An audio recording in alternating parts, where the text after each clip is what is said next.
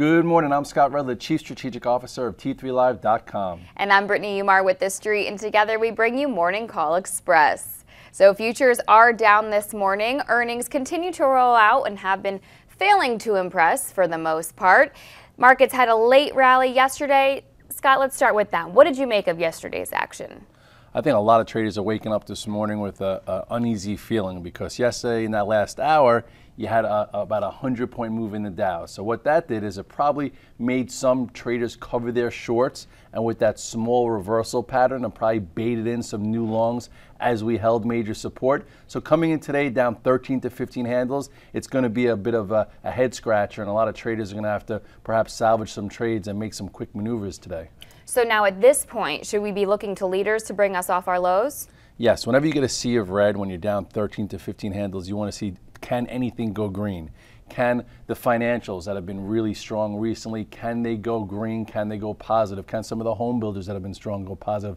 Can tech, that finally showed a little relative strength with Apple yesterday, can some of those names go green? So as a trader, you want to look at the leaders today. You want to see if anything can bring us off our lows, and you need to map out levels in place in order to know where you might want to cover some shorts as well as look to buy the dip here. Speaking of tech, Yahoo reported good results. Would that be something that you might be interested in buying today?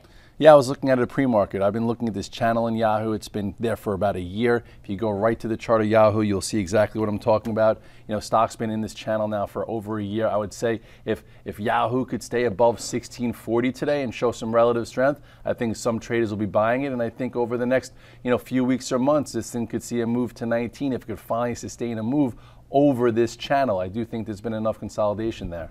And what are the key levels that you're watching in the S&P right now? Well, if we take a quick look at the spiders, let's take a look. First things first, I want to watch yesterday's low. So if you go here on the spiders, you will see everyone's crying about this correction, but look where we are. A year ago, we were below 110, and look where we are up here. But we are on the verge of breaking what has been the uptrend since June 4th. So you go take a closer look here, and you will see that yesterday, here is that minor reversal as we traded through key support, came back above it. So watch 142.28. If we could get back above that low here, perhaps we see some support. But if we don't, I'm seeing a level right here at about 141.75. I'll draw a little line across. This is the gap up. This was from the ECB. Remember, that feels like it was a long time ago. Then you have another support level coming in around 140. And then look where the 100-day and 200-day is. So right now, short term, look at yesterday's low and then look at 141.75. Any tips on how we can take a deeper look at the S&P using Fibonacci retracement levels?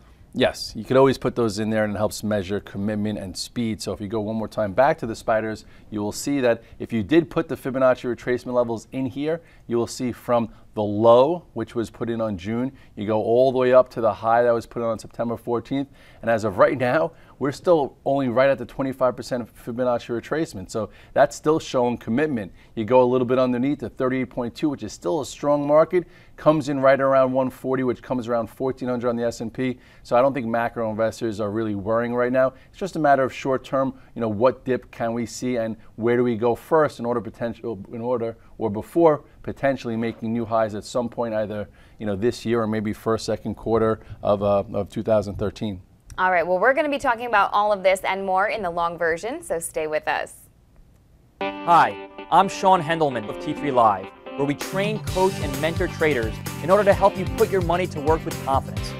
The T3 Live approach is a blueprint for you to recognize, adapt, and ultimately take advantage of different market conditions. To begin your training with T3 Live, we would like to offer you the opportunity to enroll in our free 30-day online home study course. Fill in your name and email address, and I'll see you on the other side.